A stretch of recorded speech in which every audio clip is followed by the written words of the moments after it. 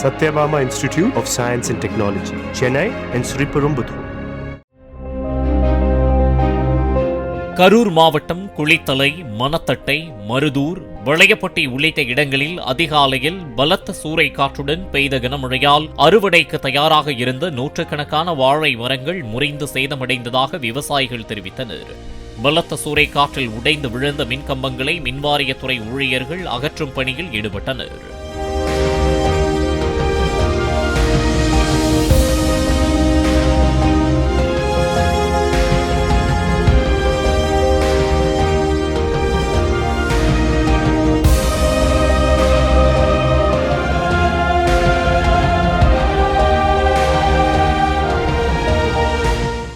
Satyabama Institute of Science and Technology, Chennai and Sriperumbudur.